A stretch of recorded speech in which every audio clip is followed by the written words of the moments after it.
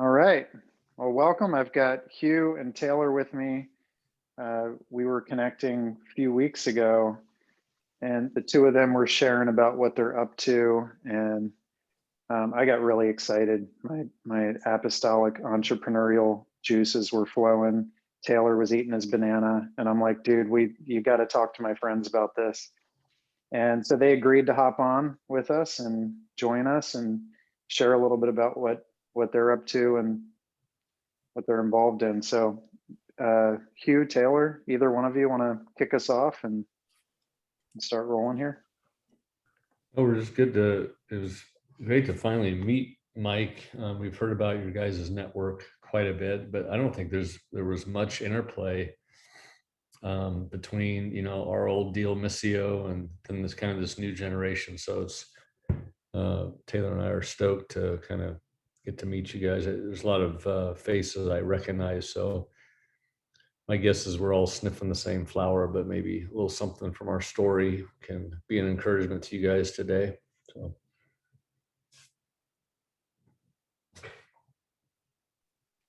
I like that you stopped so that Taylor could share, and he was out of the room.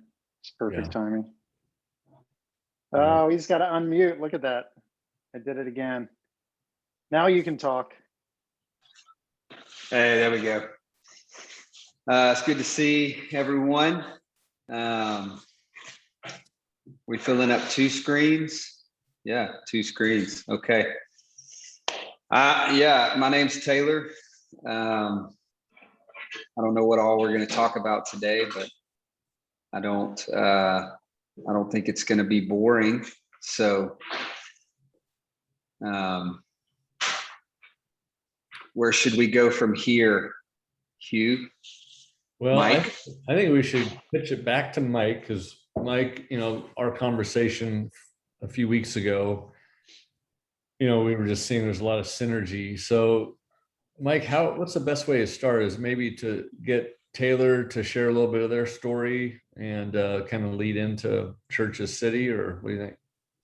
Yeah, I think that's a great place to start. Honestly, hearing your story, Taylor, and the passion not just for reproducing missional communities or micro churches or something like that, but seeing a whole alternate city, people of God transforming an entire place, and seeing not, just I think you said business is mission, right? Mm-hmm. And so some of those parts of the conversation that we had, I thought you guys got me fired up, and I think if you could start with your story, we can kind of bounce off of that.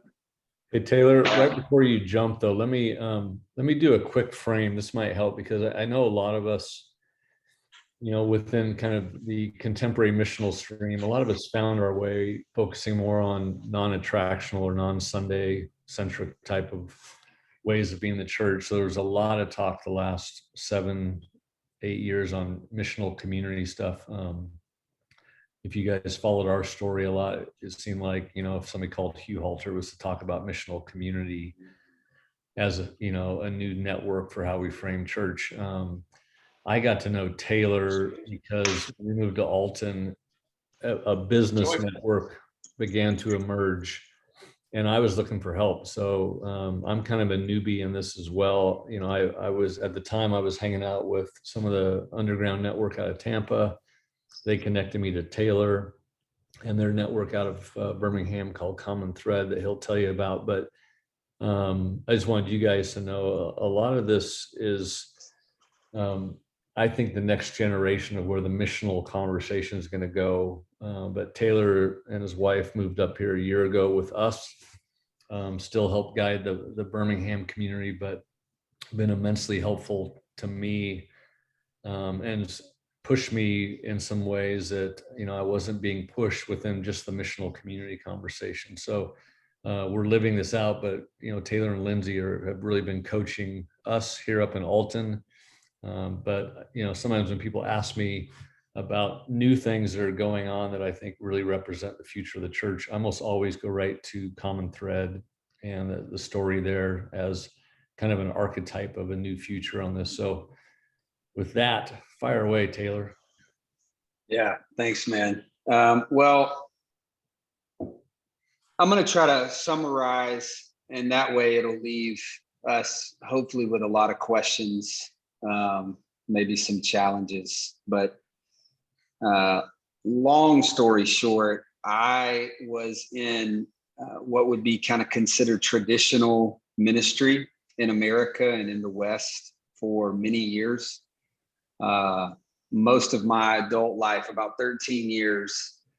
And I did the whole path. So if that doesn't make sense, you can ask me what that means. And like maybe many of you here and the majority of passionate kingdom people that I'm connected to in the world, especially the pioneers, entrepreneurs, apostles, prophets, I was just kind of longing for whatever was more.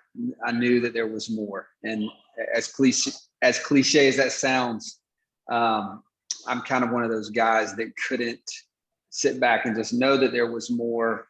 I had to field some of these questions in my own heart. So again, I feel like I'm selling everyone short because this is a massive summary, but 11 years ago, my wife and I and our 2 kids at the time, we've had 3 more since for some reason, we stepped out and left our roles kind of as on the pastoral leadership, executive pastoral leadership team, and moved from the awesome little suburban neighborhood that we lived in. That was, we were real intentional to try to live where we were doing ministry, so to speak. And we moved to downtown inner city Birmingham. And there's a lot of theology and kind of existential thought behind that of why we wanted to be in a place where if we had the hope of the kingdom in us, we wanted people to have access to that hope, and we wanted to be connected to the hurt become our hurt. So there's huge conversations around why we even moved, the incarnation, all of that. But what developed over the next 10 years was what I felt like personally was a journey to answer those questions of what was missing, what I longed for the church to be. And that was a city, not a gathering space, not a just a group of people, of secluded people, not the kind of traditional understanding, or maybe even at times the simplified biblical understanding of ecclesia, but what I would argue is the story of the meta narrative of Scripture is that the people of God build cities of refuge, cities within their cities that shadow the holy city, New Jerusalem, that build tables for people to come and find the hope of Jesus at those tables. Tables being a metaphor for business, for neighborhoods, for justice work, education. The sky's the limit. If you're a pioneer, entrepreneurial thinker, the sky's the limit. So in 2011, we formed Common Thread, which was really just our organization. We wanted to flip the whole model on its head. What I had been a part of, and what perhaps many of you have been a part of, was this idea that within Christianity, the movement serves the organization. And I'd love to talk about that one day, because I could ramble on that idea for quite some time. But the organization being the name of whatever it is that you're a part of, and the movement basically serves that. We build up that thing, because the bigger it gets, apparently the more glory it brings to God, and the more people come and hear the good news. And of course, some of that's true, but we wanted to flip that to where the organization just served the movement. The point of everything was the movement, and to empower the priesthood. So we wanted to see the church, and this is very specific. So I'm not riffing with this statement. This is something that was very specific to our calling. years ago is we wanted to see the church stop being a fourth space. So to just break that down for a moment,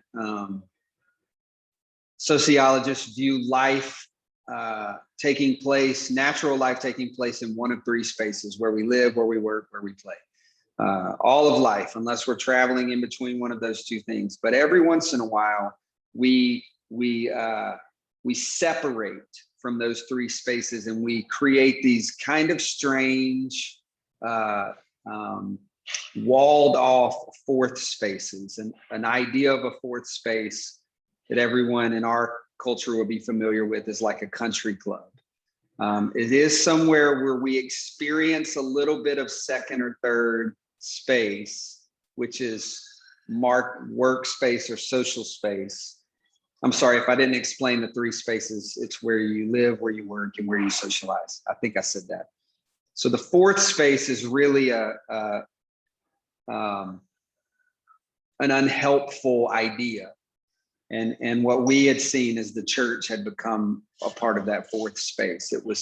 We asked people to come out of the world and into this fourth space, come out of their normal rhythms and into this fourth space if they wanted to connect and encounter Jesus.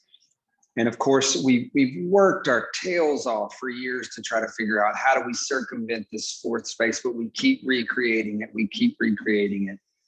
And we just wanted to totally abandon the fourth space model and bring the ecclesia into the first, second, and third space. So it stopped being, we're trying to reach neighborhoods as these will be our neighborhoods. These broken sidewalks are our broken sidewalks. These terrible schools are our terrible schools. So we have to do something about it. These parks without lights at night become our city parks without lights at night. And that idea of incarnation in that at that magnitude is very important. It stopped being about being a missionary in your business or doing business as mission to business is mission. Like the good news, and again, hopefully this stirs a lot of questions. You're welcome to bring it later, but the good news might just be a good espresso. The good news might just be great landscaping and hard work. The good news might be a house cleaning company that hires women that are in need of work, that don't have education or certain people skills that they can get jobs in places where would be common. So good news expands tremendously just beyond go into work and be a light in your work environment. Your business is your mission. And Jesus is incarnated into all that. And of course, the third space is when the broken sidewalks become your broken sidewalks, then you want justice in your community. You're like, why in the world can't we get some city money to develop our streets when people are flying down your 15-mile-per-hour street at 65 miles per hour with kids playing everywhere? You're brokering, networking relationships with the city to get speed bumps in place or to get some type of children at play signs, and you're working for lights at the city park and street lights. You're working for better funding for the schools because nobody's advocating. All the justice work becomes far more intentional because it impacts your own life. So in conclusion, how we began to approach church planting was really more along the lines of city building. And what I mean by that is not improve. So I'm from Birmingham, Alabama. I don't mean improving the city of Birmingham, and that's important. I mean building the city of the kingdom within Birmingham, and that city influencing and inspiring Birmingham to want to be better, because the scripture says, where the righteous prosper, the city rejoices. And so as you begin to explore this idea of church planting, what I would say is the ancient idea, the return to the the completion of what it meant to take the good news into a city and to impact every facet and every aspect of that city. It opens up a massive amount of possibilities of who is involved in this process now? Who is a leader? What does leadership look like? What does shepherding, preaching, what does discipleship look like now? Incarnation changes, everything. I could go on and on. So to describe our work, just to kind of give you an idea, what we started doing is moving into neighborhoods intentionally with covenanted families. So if you're familiar with social set theory, we thought in like bounded, centered, and fuzzy set models. I can talk about that if that's helpful later. But we started with covenant. We always started with covenant. So we would think 2 to 3 households is more than ideal. I've always said, look, if your only covenant partner is your spouse, go for it. But that's not ideal. 2 to 3 households is ideal. We want to move in, and then we want to begin to just know and love and understand and learn from the community that we're in. And then out of that, businesses would spring up. Justice works would spring up, not because we wanted to help the community. Yes, that's true. But because we cared. It was our community now. And none of the kids have anything to do during the summer. So in 3 of the communities that we lived in, we started summer day camps, summer programs at the city parks. And we got volunteers from all over the country that wanted to do immersions in missional movements. And we tricked them to come and do immersions, but made them volunteer at our summer camps. And now the kids have things. And that's just one example. We started over 20 businesses. A few failed, which I think is great. And many of them are successful businesses, and all with the same intention, is we want to create a holistic ecosystem that is under the reign of Jesus, where people are connecting with the hope of Jesus through his people in all these spaces, in coffee shops and breweries and city parks and athletic teams and in gyms and barber shops and neighborhoods and cookouts, and you get it. So that's what we're continuing to do there. That's what we're doing now here in Alton, and we're trying to be a part of the conversation with other pioneer leaders, saying, hey, if this is in you, don't run from it. Like this can be church planting too. How'd I do? Yeah, so great.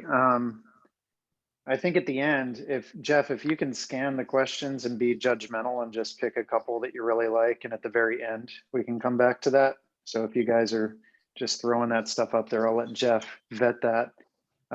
Taylor, I love when we talked and you mentioned when you were leaving, I think it was Birmingham, right? You were leaving Birmingham, and someone said to you, you can't leave because we're going to have to raise the taxes. Is that right? You say yeah, something so about I was leaving Birmingham, and it was a kind of a fortuitous encounter. I was getting my car washed at this little car wash in my neighborhood that our current mayor, his name's Randall Woodfin, great guy. He grew up in this community that I lived in. He didn't live there anymore, but he would still take his car to get it washed at this little detail place.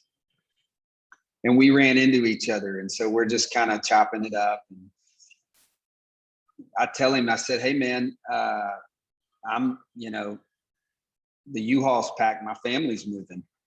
And so he's thinking in the paradigm of Taylor's the leader of this work. So everything's going to change, like it's going to stop. And I explained to him, nothing's going to stop. But his point was, what's going to happen with this? He started asking about, because we had started a school, we had started several after school programs, like a lot of different things in certain communities that he knew about. And he said, man, if you guys pull out what you're doing in Birmingham, we would have to raise the taxes and to cover. And that was a meaningful conversation for me. No, that's so good. I'd love to hear Hugh's input before I start asking some questions. Well, actually, I was just kind of thumbing through the questions, and a lot of them were related to church, even church name, stuff like that. And what's been really cool, and we were writing about this a long time ago, but like I used to look back at the biggest mistakes I ever made in the Tangible Kingdom Stories was to start a website and to create a name for what we were doing. Prior to that, because once we had a website and a name, people found us from other church traditions, and it really made it difficult for us to live out our original story. So we had 4 years without a name or anything. The only way people found us was through the tables or through the houses, that type of thing. And it'll be interesting conversation down the road, to just think about if the people of Jesus actually became known by simply how they were covenanted together and what they were doing to bless our cities. I wonder if we would actually even need a name. Thinking about the struggle of the first church, they didn't have a name. They didn't have the bylaws. They just had covenant and they had mission. They had a lot of pain and sacrifice, but right now our street cred is so poor in America as far as evangelical Christian. And I just don't know if our names, I don't know if anything actually matters anymore other than whether or not we begin to live into this new story. And what I remember when Taylor and I first started talking about framing a book around this, Taylor kept going back to Revelation 18, and he's like, we got to call people out of her. The scriptures talk about coming out of Babylon. So when Taylor's talking about city building, he's juxtaposing that to what was the dominant empires of the day, be it Babylon or be it Rome. That most of what we read, they were under these other cities, and all the things, those cities had the way of doing their economy. They had their way of doing religion. So when Revelation calls us out of her, I think that's Jesus going, like, you guys don't have to be a part of the world at all. You just create another world that will draw people into yours. You're still going to help the existing world. You're still going to help the existing cities that you live in, but evangelism is not pulling them to a fourth place to hear a sermon. Evangelism is drawing them or giving them access to the city that they've been drawn to by what they've seen. So I don't know, for me as an evangelist, this is just a pure strain for me. It doesn't play out in a pure way for sure. It's still very messy. It's still fraught with all sorts of problems, but I can't evangelize anybody to the church anymore. And all I think about in the morning are people that don't know Jesus. So I feel like my only hope now is to somehow help build the city that they can come into. And they will get little snippets of it when they come into our coffee shop or maybe hang out in one of our homes. But yeah, I don't know. To me, it's a hopeful hope. Where before, I think I'm not even sure I wonder if I was losing faith in just the simple missional community ideals, because it seemed like so many existing churches were just trying to make small groups missional communities, but still getting back to their fourth spaces. So I don't know. Can I riff on that for a second, Hugh? These questions are so fantastic. We might need to do this a few times, Mike, but one question was, and I'm bringing this specific question because of what Hugh was just talking about. One question was, I'd like to know the difference between building a city within a city as opposed to building the city, I believe was the way that it was phrased. So Revelation 18 is a really important kind of foundation for this idea.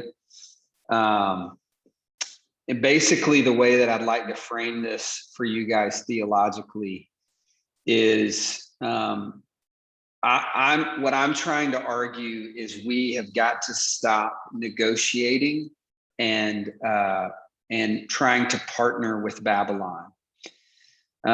There's a lot here. So I'm hoping I can just like throw a thought out there, and then maybe in your groups you guys run with it. But Jesus does this little teaching that's really interesting somewhere in the middle of Matthew, where he talks about casting out an unclean spirit and how it will travel around amidst arid places looking for somewhere to rest. And if it doesn't find anywhere, it comes back with 7 more stronger than itself. And then he ends it with, so it is with this crooked generation.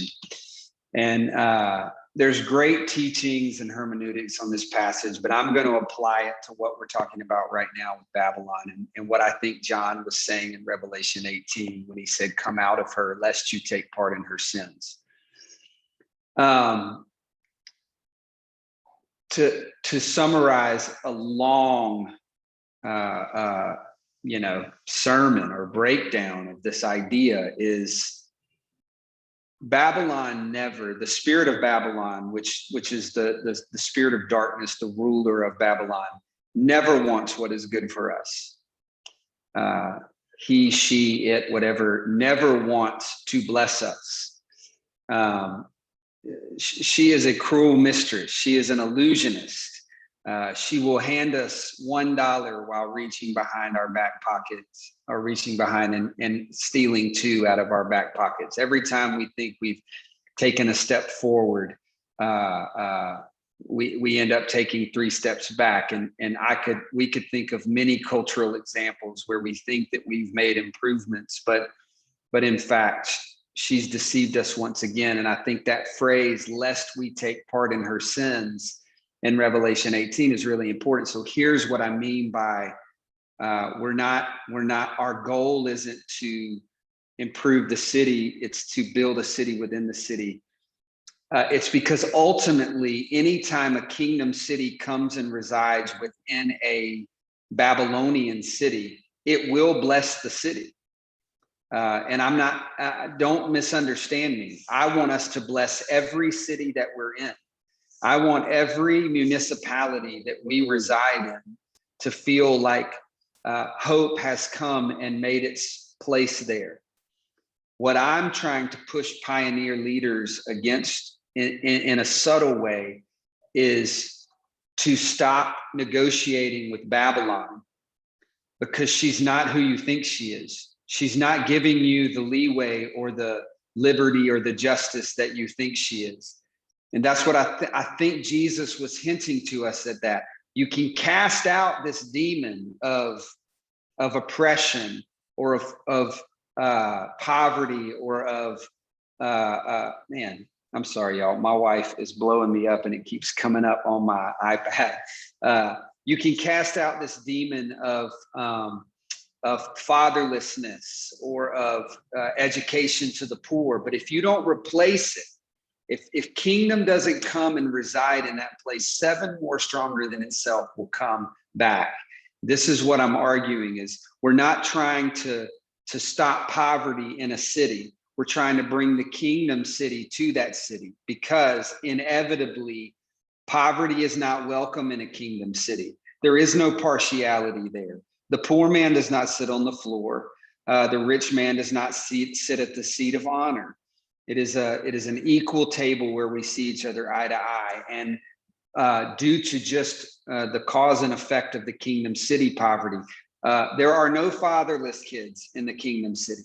When they come to your home, you say you're welcome at my table. If you don't have a father, I'll do my best to be any way I can be a father to you, whether that's through foster care or that's through the way my wife and I have done it for years, where we just move to where the fatherless kids are when you open your doors. I could go on and on and on, but be clear. I'm not suggesting that we don't care about our cities. I'm suggesting that we don't negotiate with Babylon anymore.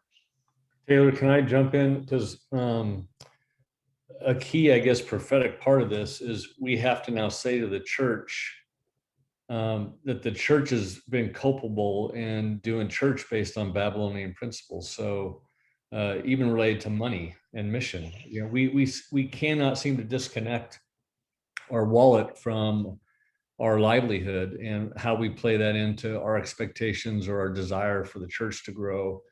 And so in a, you know, another way to say a city within a city is, you know, we would say a kingdom ecosystem. So we're building out a kingdom ecosystem, and inside that ecosystem, it has its own economy. It's the economy that you read about in the book of Acts, where now it makes sense, right? Where everybody does share their stuff and people sacrifice, and they do consolidate funds and assets and cars and houses and all sorts of things. But the witness of the early church in the book of Acts, the powerful witness, was that nobody had any need.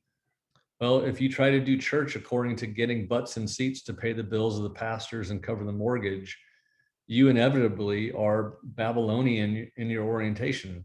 The basic aspect of the consumer system is that it's based on mammon instead of manna. So in a kingdom city, we go back to manna. That's the economy of Jesus, where he provides and then we spend it, and we invest it, and we give it away, and then we trust him for the next day. So you can just see within a kingdom ecosystem build out, it's going to have different covenants. It's going to have a different economy, and they don't play well together with Rome or Babylon or the city of Alton, or oftentimes the city of the evangelical church. And so it gets crazy. Yeah, that's really good. I love the way you guys are going off the comments. I'm sure you're doing this a lot, talking about what you're up to. So you probably have a better, you can pick which comments to respond to better than I can.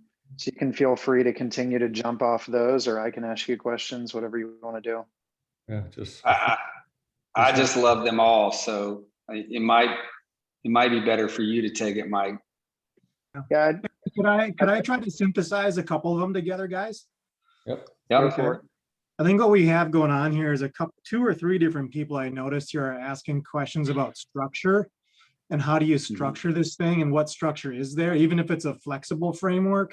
What kind of structure, Taylor and Hugh, do you guys go with that would be like, you know, starting businesses and starting schools? And I think Aaron commented, how do you go from that startup vision to now you have a whole complex network of people starting up things, and what kind of flexible structure is there?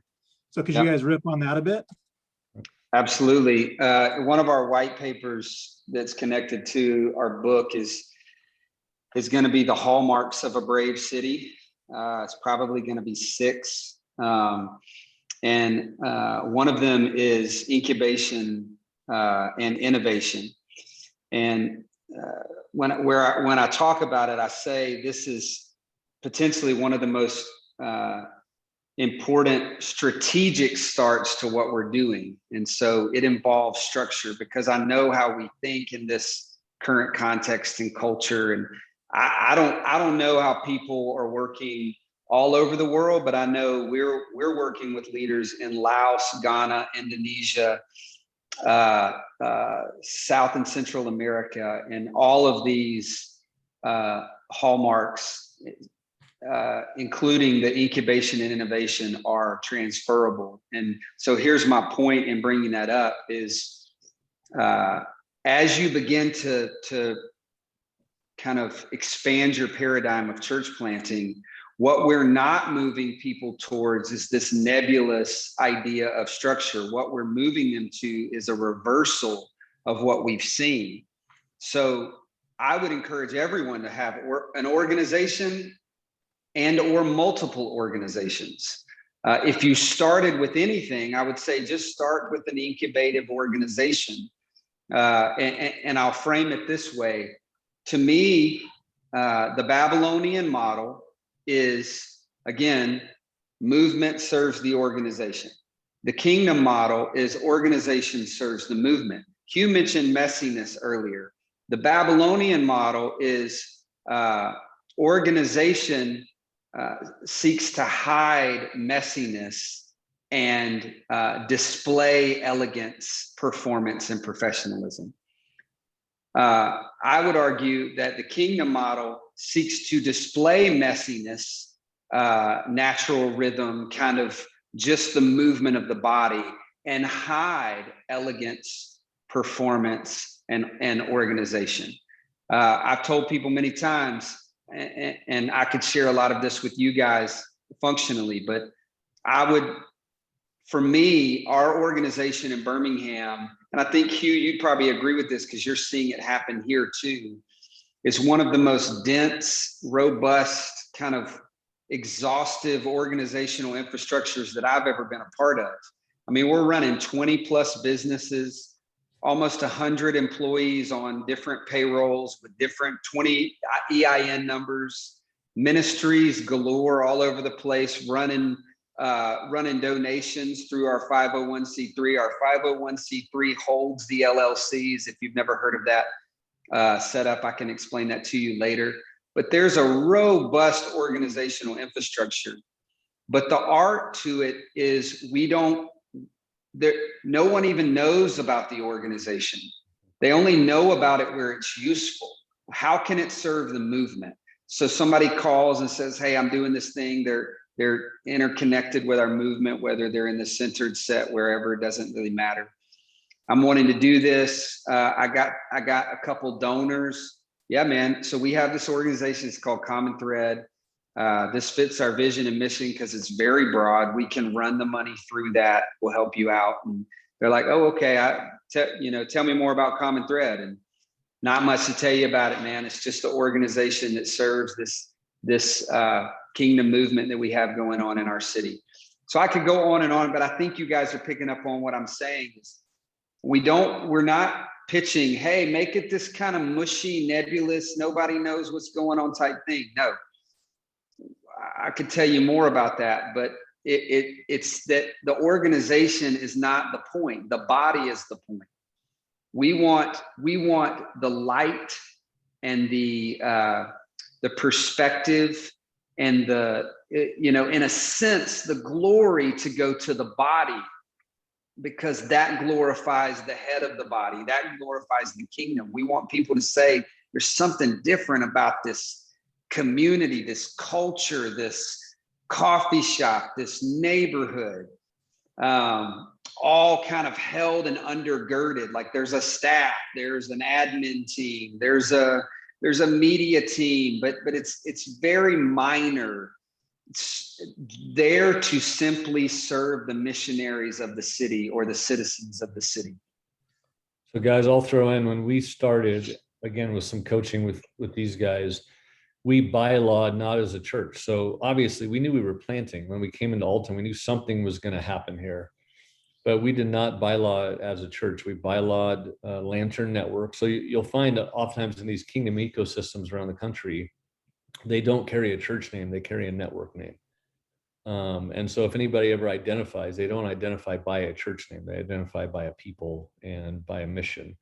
So we just picked Lantern Network, but our only purpose statement, according to the government, is we incubate good works. And that gives us so much freedom. We can incubate a young girl that's a baker that's been off meth for 6 years and help her start a bakery. Our good works don't have to be for Christians only. They can be what we incubate inside our Post Commons building, and it can include neighborhood houses, recovery homes. It can be anything, but it takes the pressure off us when we're trying to fight. If you've noticed anything in the last 10 years, Christian organizations that try to serve the poor, but then don't let gay people serve the poor, they get hung up, right? They end up in court. They're battling with their constituents. They're losing funding. That's a Babylonian they've tied in. So they're getting what they deserve. When you create a kingdom ecosystem, anybody can be in your kingdom ecosystem. We would just say that for many of us inside Lantern Network, Jesus is the why we do what we do. But other people in our ecosystem or in Common Thread, they may not, march to the same why, but we're glad they're with us. That way we can all serve the poor together. We can all create jobs together. And then the spiritual community, the real church of God, I think that's why Jesus said, don't try to separate out who's in and who's out, wheat and tares. Like, just build it, grow it up. And all straighten it out in the end. It gives you a real freedom. You don't have to worry about making statements for your organization about where somebody stands related to the gay community, or you just love everybody. I don't want anybody telling me someday if they change the politics of the land that I have to bake a cake, or I don't get to bake a cake for somebody. It's like there's just kingdom ecosystem. It's actually creating essentially an organizational structure where you can literally love your neighbor as much as you love yourself and just let God build stuff. But you don't have to come through with a lot of the typical organizational issues that you have to within the existing church right now. I feel like when I share this, especially with younger people, I talk to college kids about church like this. Like some of them have said, I had no idea this was an option. I thought I either had to keep going to my mom and dad's church that doesn't do very good with the Black issue or the gay issue or whatever. Is like, to me, the kingdom ecosystem finally lets us be missionaries in the world again and exhibit the love of Jesus, where oftentimes our organizational Babylonian structures, they absolutely hamstring us in what we can even do with people. So I want, even beyond what Taylor is saying about, 501c3 or LLC, you might build that out. It might get way larger than Common Thread. You might have 50 companies. But if you're not building out the ecclesial isms inside of that ecosystem, we'd potentially be missing it. So Taylor and I are not about just building businesses. Like, it's a lot of work and doesn't always work. It really, for us, is about the church and about people finding the king in the kingdom. Yeah, we used to often say what we recognize is that people who share our faith and people who don't share our faith, anyone we know pretty much will party with us, and they will serve with us. Yep. They want to help other people. They want to do things to make the neighborhood community better. And so they'll serve with us. They'll run a 5K for leukemia. They'll come to a barbecue. And it sounds like a lot of the similar type of things are happening in terms of, people are going into business together. They're making a city better. They're sitting around a pub or a coffee shop and building relationship. It's putting you missionally in the same spaces as people who become friends. And so you get to walk with people instead of have this clunky, outreach and in drag kind of thing where you meet with someone and you try to pull them out of their natural environment and shove them into that weird fourth space that you're talking about. There's a thought too related to this. Hold that, Taylor, for just a second. I want us to even talk a little bit about disciple making in this thing, because everybody's talking about disciple making right now. When I look at Birmingham or Alton or these other ecosystems, one unique distinction is that they are not large movements, but they make huge impact in the city. So a mayor telling Taylor, we have to raise taxes. I think Taylor has framed that as we have about 100 missionaries that affect many, many thousands of people. And so that small number of missionaries or disciples literally makes a ripple versus the discipleship of the church. You could have 5,000 in a city and nobody cares if they go away. So, that is something that will change if you go this direction. You will be focused on 12 people in your city. Right now, I feel like we sort of guide about 40 people. So we don't have a lot of missionaries, but people in our town have told us that we've changed the town, that they're really glad we're here. So start thinking about much larger influence, way less people.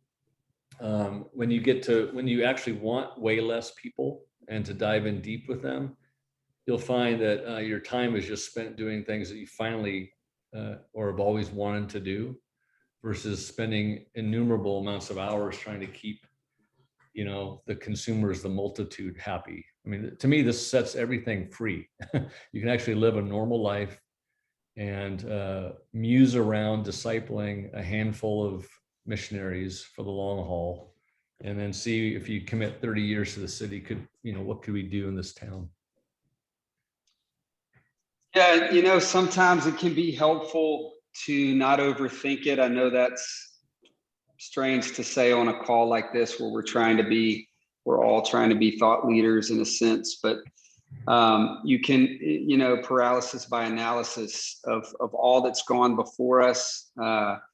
Maybe kind of default onto Jesus. A lot of what Hugh's talking about, I'm thinking about the life of Jesus and reading through some of your questions, and how it was very hard to determine, to specifically determine who was in and who was out with him.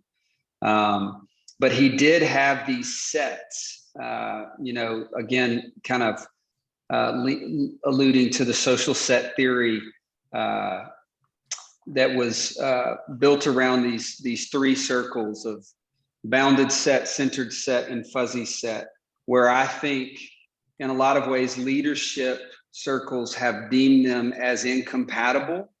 What I'm saying is I think they all three work in conjunction within a city context. When people have asked me over the years how many numbers, like how many people are a part of Common Thread or Lantern in Alton, in circles like this, because no one in Birmingham, for the most part, would ever say that because they don't really know what Common Thread is.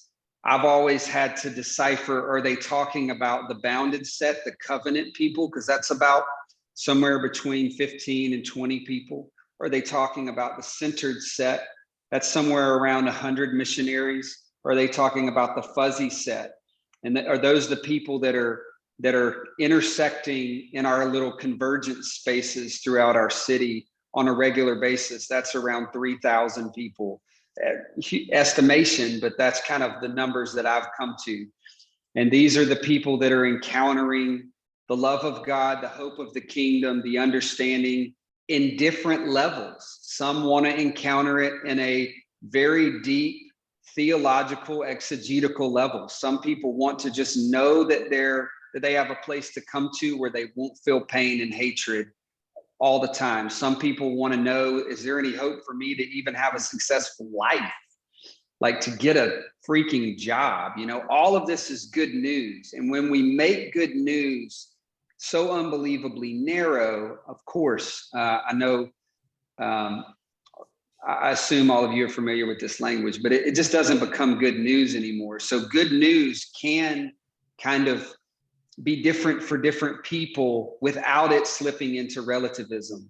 So that's a helpful way to start to see that there are levels to this thing, and those levels don't have to be determined by walls. They can more be determined by wells.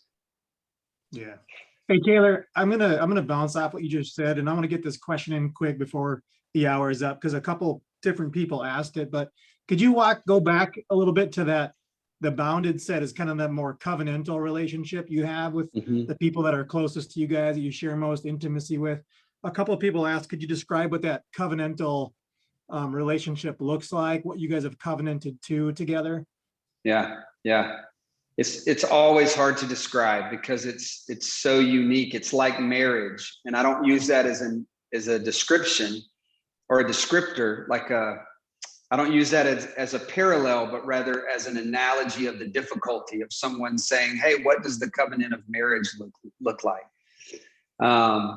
Because if you want to say, well, in 2021, I don't know if you want to consider covenant and marriage synonyms. So you could go anywhere from, Jeff, from an agreement upon values, or like I said, the hallmarks of the city. You could go into a deep like-mindedness of this is our mission here. This is what we believe. But a lot of those statements are dangerous. And the reason is because what if you don't believe it one day? What if you lose a child and all of a sudden everything that you were covenanted to mentally is gone? Your faith, your stability, your mental focus on the mission. Do I break covenant with you then? I would say absolutely not.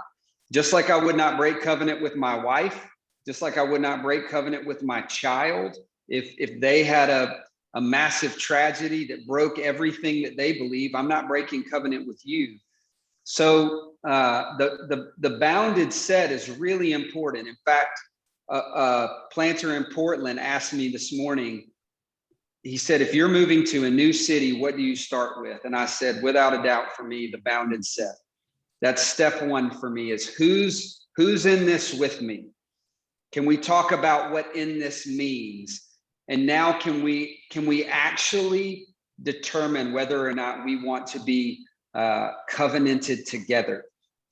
So I think I just gave a non-answer, but that's the point. Is Taylor, it's very. I remember you bringing up though other movements that have very elegant covenantal statements, and then when black-white relations in this country hit us, it blew the covenant statements apart. So at the end of the day, you can try to pre-craft it to where you can control what people do, but the reality is it really is it's more like ligaments or tendons. I would say, like, we've only been going for 4 years here in Alton, and we recruited people to a vision, kind of the non-Babylonian vision, kind of a network of business and missional communities, and we're going to call this whole thing church for us. Those were original stump speeches, which got our original core leaning in, but we're just now processing covenant with them, and they're starting to catch it on their own. It's probably, if you go in Halter, you got to give us something. It's a covenant to stay in the same city, to work for the same city, to do hard things, to carry the weight of people's pain, to do actual life together 3 or 4 times a week with people in the community. I mean, these would be just things that are emerging as covenant. One young guy wanted to start a coffee roastery, and we, based on our covenant to innovate, we said, yeah, go start one. And he had to process, and still is processing, look, do I keep this inside this network or do I take it out on my own? So those are covenantal decisions where they're having to process, look, am I going to stay here? Some of these folks we thought would move out of here by now, and they're actually making decisions not to move back to where their family is for their grandpa and grandma. They go, no, I think we got to stay here. So now they're buying houses. We all live within about 2 miles of each other. So these are just things that kind of show up as covenantal aspects. And I think it's pretty similar for the Birmingham crew. It's the commitment to the movement, the covenant to the movement. Like, we're not going to be about us. Those are just those things I picked up. Covenant of innovation. We never try to control other people, take their money. It's a commitment to the whole over the individual. Yeah. Thanks, guys. That's great. Yeah, so I saw something here about like organization and structure. You mentioned a little bit about 501c3 with LLCs underneath it. And if you're thinking about a city movement as opposed to just individual churches, maybe you could talk a little bit more about how you structure and set up for that. Yeah, specifically, I don't know that I can go into much more broad detail than what I explained earlier, but what we found, and I have another white paper on this. If you guys want me to share any of this with you, I can, but it's just called an argument for a 501c3 holding company. And the idea of what a 501c3 holding company is it's a shared purse. It benefits no individual. And so we're kind of all making this agreement of we're going to try to do something together. But there's also, just so you know, there's extreme liberty within the two movements that my wife and I have helped architect. If somebody starts a business and they want out from under the 501c3, they have total freedom to do that. There's a buyout. There's a kind of an evaluation of what has been put in incubation leadership wise. But again, when you think about city dynamics, ecosystem, municipalities, you think of leading from the bottom historically. I'm not talking about corrupt leaders, but traditional historical mayors, like their ideas, they want the entire city to be blessed. They want everything to thrive. So they're thinking about everyone and not how it benefits their own pocket, but how it blesses the city. So to set up with that same idea in mind, decentralization, by the way, being a massive priority. The second hallmark on our 6 hallmarks of the brave city is decentralization and why it is so important. So hopefully that kind of gives some broad ideas. By the way, real practical, like when you start talking 501c3, when people go, why do you do that? It's the one thing we haven't sort of in the way church monies flow. Typically somebody gives money to their church to keep the functions of the church going. When we moved to Alton, a guy gave me a building. It had to be held by a nonprofit because he wanted a write-off. And I knew I was going to have to raise over $500,000 to put the thing back together and to get the businesses going. So very practically, the 501c3 allows essentially believers. Every dollar we've had come in has been by Christians that feel like they're investing into kingdom work. And you'll start to see this. The traditional church, investors are pulling out of the existing church. They just don't believe that Sunday-centric model is getting anything done. When you have a 501c3 alongside even for-profit structures, you're essentially operating in an apostolic setting. I wish we had more time on this, but when we are talking about building cities, this is almost entirely an apostolic work, which has to be free. It can't be bound. And so the nonprofit, no matter what you do with it, whatever you call it, it gives you freedom to where now people can actually make investment. And though, like, I know church plants now, they'll go, look, we were going to just give money to cover a pastor to start preaching. Why don't we just start a coffee brew house in Fort Worth? And a little place called Brood started. Now it's in the airport in Dallas, Fort Worth. So they're just different strategies come into play when people go, yeah, we are going to give our money generously. I still want to write off. And so I just need to have some way to hold those funds and get them dispersed correctly. So. Yeah. So Taylor, when you were in Birmingham and starting with mission, right? And mission to a city, how many different forms of church did you see sort of grow out of that? I couldn't put a number on it. If we think of church as communion, we've kind of broken the city down in a Venn diagram of community, commerce, and communion. If we think of a minimal, an ecclesial minimum as just communion with God, that happens in a myriad of different ways. And I almost feel like my examples would bore you guys. Like it's dudes who are working together and a guy is struggling through life situations. And the person who's the director of that business also sees themselves. And this is in our work, in all of the works that we're partnered with, how we've kind of framed it is they see themselves as a pastor, as a shepherd of that work and of those people, and a disciple maker from within that context. And so he's preaching little sermonettes throughout the day that look like, I was praying for you and I thought, this came to my mind. I want to share this passage with you, or this thought, or the same thing that we do all the time. But church is happening in real minimalistic ways up to very liturgical, robust ways as well. I mean, there's no specificity to it. But there is a clarity in we're connecting with Jesus together, on a large scale of expression. So I could give a lot of examples, but I really feel like it wouldn't be a good use of our time, because all of you would be like, yeah, that's what we do as missionaries all the time. But there are gatherings all the time. There's leadership gatherings, there are worship gatherings, there's training gatherings.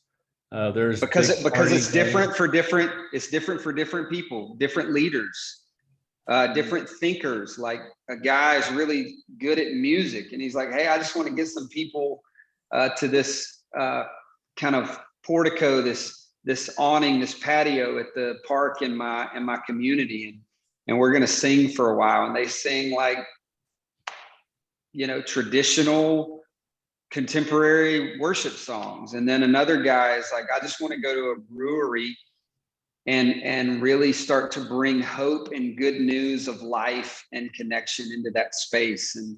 And he starts connecting people to Jesus in different ways there.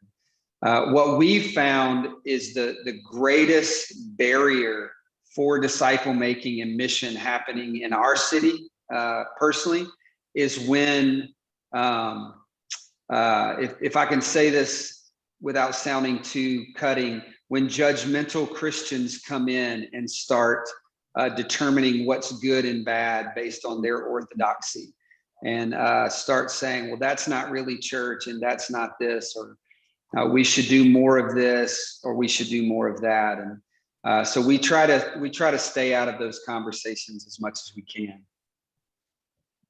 Awesome. Hey, if you guys don't mind, I think it'd be great to do a part 2 on this at some point in the future. We can circle back on it if you're up for it.